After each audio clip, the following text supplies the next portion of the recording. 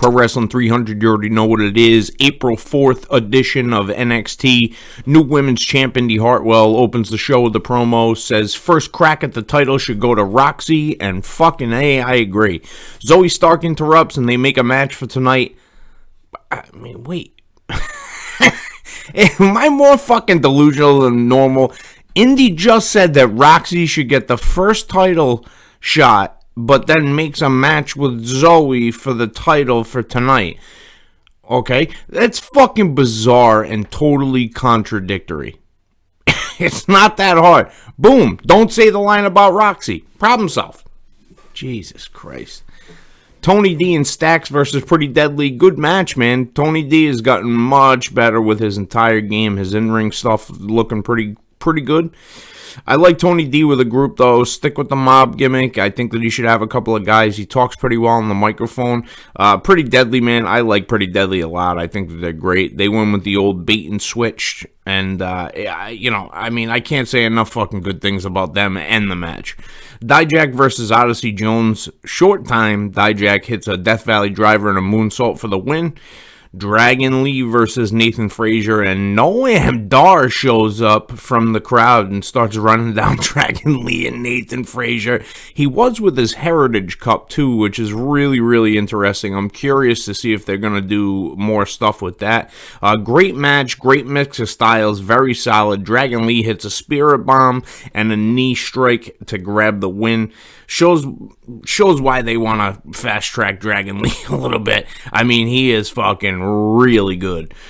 Zoe versus Indy for the NXT Women's Championship. Even though I've been singing Green Day in my head since the opening promo, because I'm a walking contradiction. I gotta say, the talents are putting on a hell of a match, man. Zoe went for a lazy pin after a Z360, and Indy crucifix her for the 3. Brilliant. Cora Jade returns and jumps Indy from behind post-match while Tiff Stratton was in the entranceway. Okay. Brooks Jensen turns out to be a beta simp. Go figure. Then he goes full-on alpha yelling at Briggs and Fallon. It's a theme. It must be fucking Green Day night at NXT. Yo, shout out to Brooks Jensen, too, for interacting with Danny, man. He was having a ball.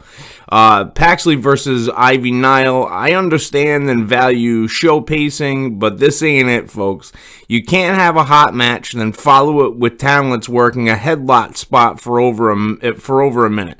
It should be a hot match, a snap match to maintain the crowd excitement, then go on to the main. I mean, this is basic level shit, and I am not a scholarly type of motherfucker, even on a basic level. Wesley versus Axiom for the North American Championship. I mean, the match was fine. Wesley wins with a cardiac kick, okay, we all know how I feel about the cardiac kick. I mean, this is no fucking shock or surprise to anybody. It's just the setup for it just takes too long, man. And then Mello and Braun close out the night. I mean, Mello was really giving, Braun his flowers and, really being respectful and all that. And then Braun turned into Mini Brock, man. He's fucking Mini Brock. It's Mini Brock shit. So is Vince right in NXT too? Because they did the same exact thing the night before on Raw, where, they were being nice, playing nice, and then all of a sudden, the big, muscle-bound, face at that point turns heel. Come on, man. Be a little bit fucking more original than that.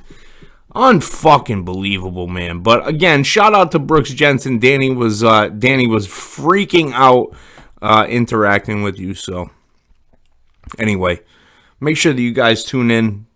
Hit us up on the Instagram at Pro Wrestling Summit. You can also hit us up on Twitter at PW Summit.